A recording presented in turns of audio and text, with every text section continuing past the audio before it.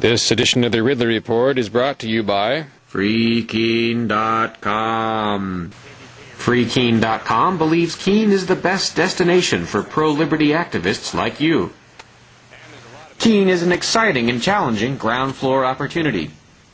Visit move.freekeene.com and read over 108 reasons to move to Keene. Help us free the beautiful little city of Keene from the clutches of the government. Learn why you should move to Keene at move.freekeene.com.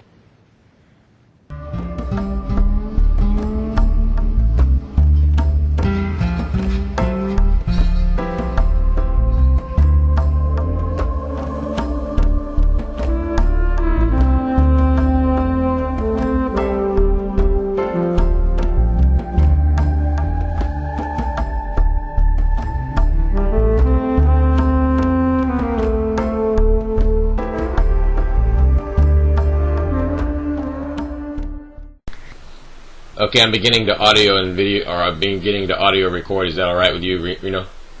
Yeah. Okay. And I guess you've learned the hard way from our last conversation that anything you say to a journalist, even a minor journalist like me, is liable to be used against you.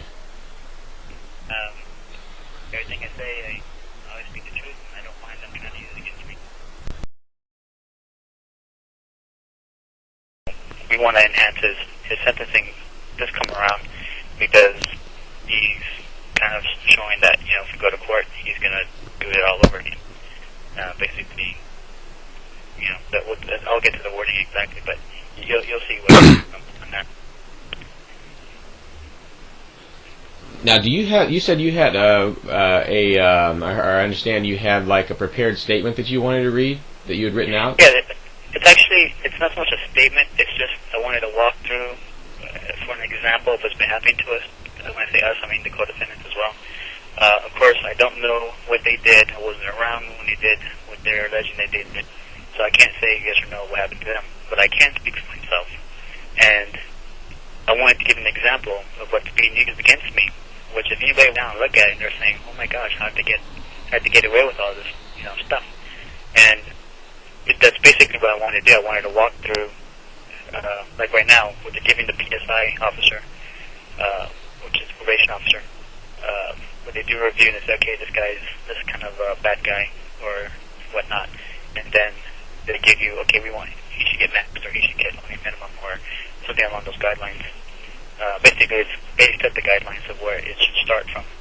And then, of course, the prosecutors will say, oh, you know, we want more than that. And, of course, my attorney is supposed to say, oh, no, he deserves less than that. And this is like the paperwork that they submit, and they've been using throughout the entire case as their evidence and their statements, you know, to do the trial. And so they pull it out again and say, hey, this is why we say he deserves more. And like I said, I wanted to read off an example of what they, basically the crap that they put out there, and look at it, other than myself and the other co-defendants, and no one else hears about it because they don't want anybody else to hear about it. And it just gives them an example of what they do. So, what I wanted to do is just walk you through a couple of the in addition to the last, the additional information that they filed, and show you what they kind of go through. Yes, go ahead, Reno. Okay. So, starting off, for an example, this is the Riley and Wolf's reports that they took for the proffers. Okay?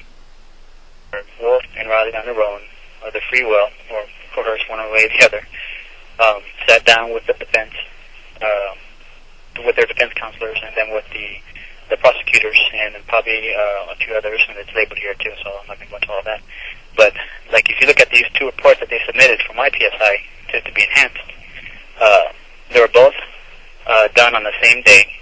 As far as the date was 10/01/07, and again 10/01/07 for both are both the dates. They were both done by the same person, and they're both at the same location where he did them, obviously. And another interesting thing is the approval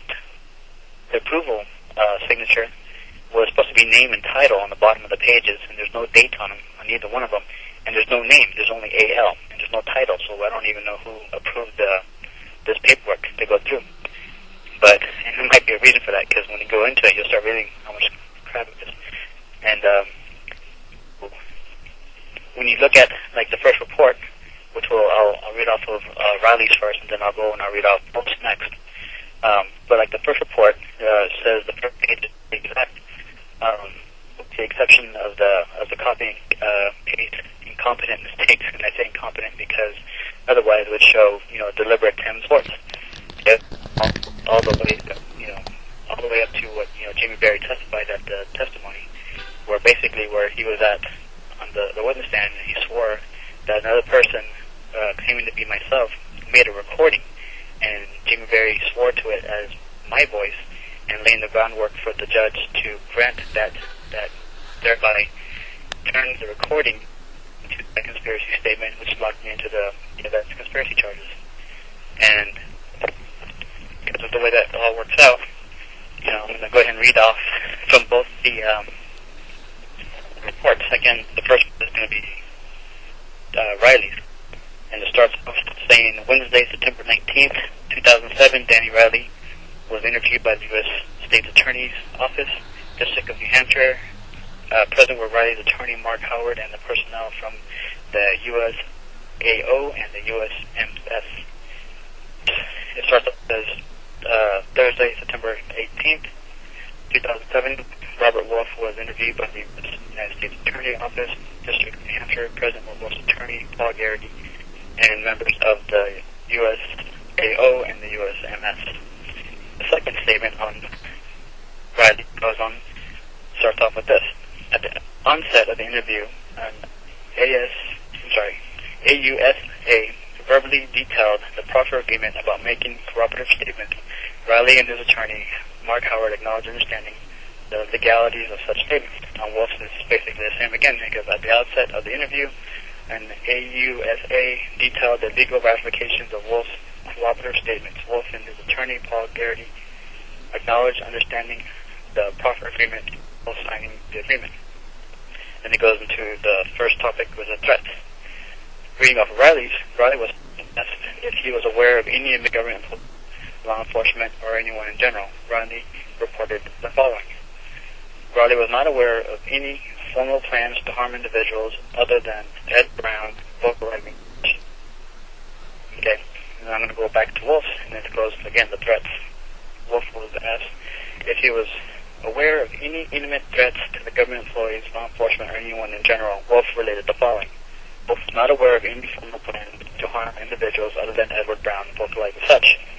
Okay, the such is going to be the following paragraph. This is off of Danny's again, from Mr. Riley's. On numerous occasions, Edward Brown informed Riley and he had a hit list with a plan to execute the individuals on the hit list. The plan would be implemented by others known only or if harmed where they would come to either. That's exactly how I read. I'm going to read that last part again. The plan would be implemented by others known only or if harmed to come to either. That's exactly how they had the report. On Wolf's, it goes, on numerous occasions, Edward Brown informed Wolf and others that he had hit lists and a plan to execute individuals on the hit list.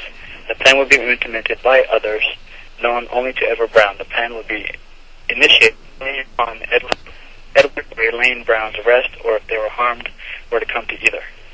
So basically, what I was talking about, the cut and paste incompetence, is, can be laid out right there, where they obviously didn't even bother to correct their stuff. They're just moving stuff from one side to the other. To go on with the second section of what I wanted to read off.